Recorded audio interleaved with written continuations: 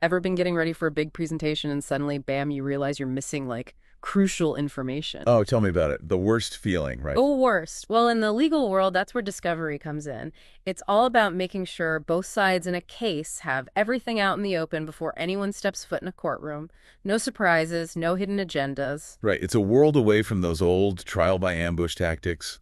We're talking fairness, transparency, letting the truth come out based on facts, not some last-minute bombshell. So less law and order, more like a quest for the real story. Exactly. And you know what? This actually helps everyone involved. Think about it. Both sides can really see what they're dealing with, the strengths, the weaknesses, Which probably leads to a lot more settlements, right, right? all the time. Mm-hmm. Saves everyone the time and expense of a full-blown trial. Makes sense. So instead of duking it out in court, they can often work things out beforehand because they've got a clearer picture. Exactly. And even if a case does go to trial, everyone's way more prepared, focused on what really matters. Okay, so how do we get to that point? Let's break down this discovery toolkit. What's actually involved? Well, picture this. You've got your detective's toolkit, right? Each tool with a specific purpose. In the legal world, one of the big ones is the deposition. Depositions.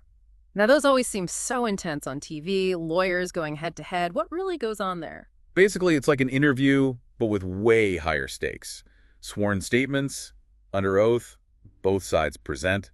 It's about locking those stories down. And I bet that leads to some interesting situations. What if someone tries to change their story later on down the line? That's where it gets really interesting. Any contradictions between what they said in the deposition versus in court, that's going to raise serious red flags. It's like a legal insurance policy making sure everyone's telling the truth, really sticking to their original story. So it's not just about getting the information, it's strategic, too.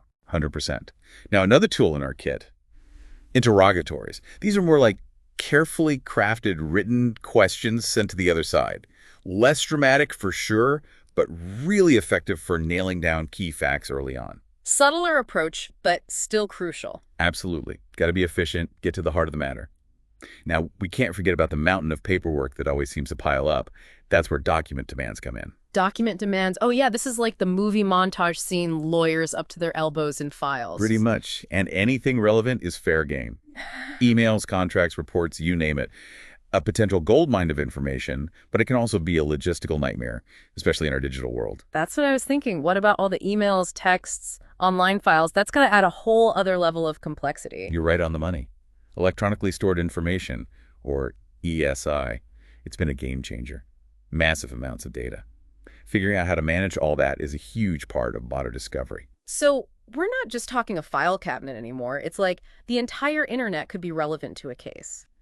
How do legal teams even wrap their heads around all that ESI? Well, it's definitely a challenge.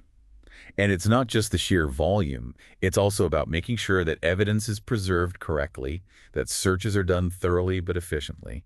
You got to make sure what you're presenting is accurate and complete. Sounds like it could easily devolve into chaos if there weren't rules in place. Oh, there are definitely rules. Very specific rules and guidelines for how ESI needs to be handled during discovery. For example, parties are obligated to preserve anything that might be relevant as soon as litigation seems likely, even if it means taking steps to, stop routine deletion of data. No more accidentally deleting those incriminating emails, huh? Let's just say judges aren't too sympathetic to those kinds of accidents these days. So what happens if someone tries to pull a fast one, tries to delete those digital smoking guns? There can be serious consequences. Fines, sanctions, some cases have even been thrown out entirely. Wow, judges don't mess around. Any famous cases where this all blew up in someone's face? There's a big one, involved a major tobacco company. This was during a lawsuit about, the health risks of smoking. Mm-hmm. Well, it came out that the company had been regularly deleting emails related to the case. Oh, that's bad. What happened? The judge was not happy, to say the least. Ruled that the company had engaged in a pattern and practice of destroying evidence. Slammed them with a massive fine. Sent a message, I bet. Absolutely. ESI is not something you want to mess with. No kidding. Okay, so we've covered depositions, interrogatories, document demands, this whole ESI world. Anything else in the discovery toolbox we should know about? Well, there are a few more tools, depending on the case. Like sometimes you'll see mental and physical examinations. That's common in personal injury cases. Makes sense. So if someone claims they have, say, whiplash from a car accident, the other side might want to have their own doctor examine them. Exactly, to assess those injuries, see how severe they are. Then there are requests for admissions. This is basically a way to get things moving faster, get the other party to just admit or deny certain facts up front. Cut to the chase. Right, so you're not wasting time arguing about things everyone already agrees on. Makes sense. So this is all about uncovering the truth. But are there any limits to what can be requested during discovery? What about confidential information, stuff like that? You're hitting on a really important point. The goal is to get to the truth. But there are limitations, important ones, like attorney-client privilege. That's huge. It means that anything discussed between a lawyer and their client, it's confidential, protected. Right, like that safe space we were talking about before. Clients need to be able to be totally honest with their lawyers. Exactly. But it's not just about conversations. The work product doctrine also comes into play. This protects materials that are prepared specifically for the litigation. We touched on that earlier with the tugboat case, but how do you define work product? It's not like there's a label on certain documents. It's true. It can be a bit murky. Basically, there's ordinary work product, which is factual stuff prepared for the case. Things like witness interviews, summaries of documents, that kind of thing. This type of work product is generally discoverable if the other party can show they really need it and can't get it anywhere else. So it's kind of a judgment call then, trying to balance the need for a fair trial with, making sure lawyers can actually do their jobs. Right. Now, opinion work product, that's a whole other story, much more protected.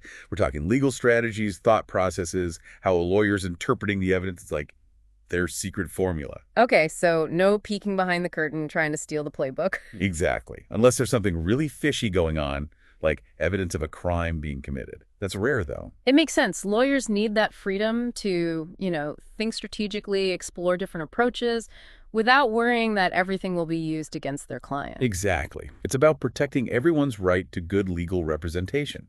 It's a cornerstone of a fair legal system. This whole discussion has been eye-opening. We've covered so much ground, from depositions to document demands, this whole world of ESI and all these legal safeguards. It's definitely more complicated than what we see on TV. Complex, yeah, but so important. So for those of us who aren't lawyers, why does it matter? What's the big takeaway here? That's a great question. We tend to fixate on the courtroom drama, the trial itself. But the reality is, so much of the important work, the preparation, the search for the truth, it happens long before that. Behind the scenes. Exactly. And when you understand the discovery process, it changes how you see the whole legal system. It's not just about those dramatic arguments and surprise witnesses. It's about fairness. It's about transparency. It's about making sure that any decision, any outcome, is based on the facts of the case. So the next time we hear about some big legal battle in the news, we should remember there's this whole other fight going on behind the scenes. Lawyers battling it out over every email, every document. Absolutely. And that behind-the-scenes battle, that might be the one that really matters. It can determine the entire course of a case. Well said. Well, that wraps up our deep dive into the world of legal discovery. I learned a lot. Hopefully our listeners did too. It's been a pleasure, as always. Until next time, keep asking those questions and remember, knowledge is power.